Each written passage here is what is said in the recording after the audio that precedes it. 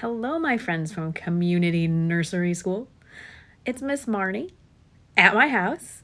I'm going to read a book to you, and we are going to search for a lot of rhyming words in this book. I think you can do it. Pretty sure that we've talked about rhyming words before, huh? Okay, get ready. Splat the cat and the duck with no quack. Here we go. There he is. Splat's bike went clickety-clack as he rode along a bumpy track to cat school. Suddenly, the wheel of the bike got stuck in a crack. With a whack and a smack, Splat tumbled onto the track. Splat found himself nose to beak with a funny duck. A funny duck had a little book. The duck gave Splat a funny look. "How odd," said Splat. This duck was strangely quiet. "A duck lacking in quacking?" said Splat. "That's not right." "Don't worry, duck," said Splat. "You must be lost. I'll take you back to the pond. I will help you get your quack back." Splat picked up the duck with the little book and put both in his backpack. "Take care in there," said Splat, "and don't sit on my fish stick snack." Splat put his backpack on, got on his bike, and set off again along the bumpy track toward the pond. Splat's bike went clickety-clack, clack, clack. Splat stopped by the pond and opened his backpack. Duck popped out, looked about, then popped back in again. "Maybe Duck isn't lost," Splat said. "Mrs. Wimpy Dimple will know what to do," and Splat wobbled his way back on the track to cat school.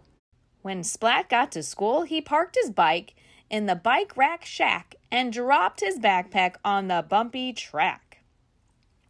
Duck looked out from a crack in Splat's backpack. Duck saw Spike's silly grin and had a panic attack. Ah.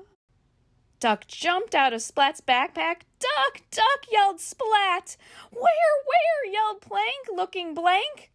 Too late, splurf. The duck with the little book sat on Plank's head. "No quack," said Splat. "No quack?"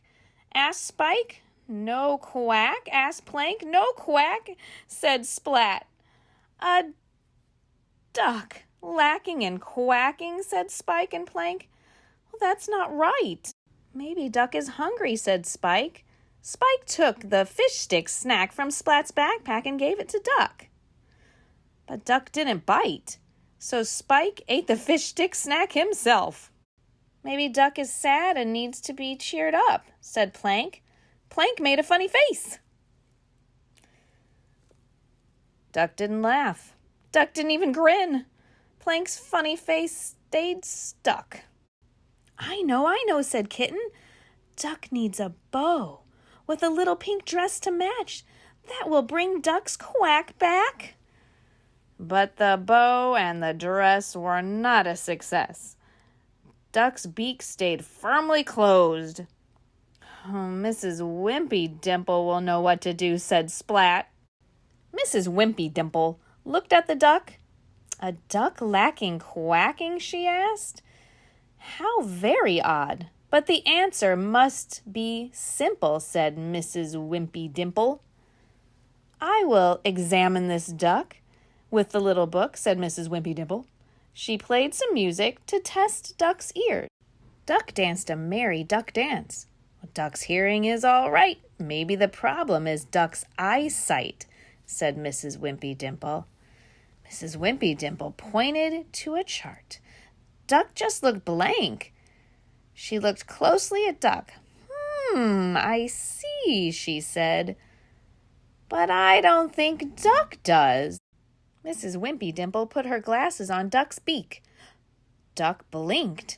Duck opened the book and started to read out loud.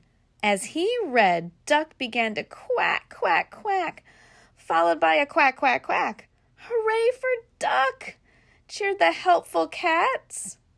Duck's quack was back, and that was that. Wasn't that a great book about Splat, the cat, and his new duck friend? They all helped him find his quack. And how did they do that?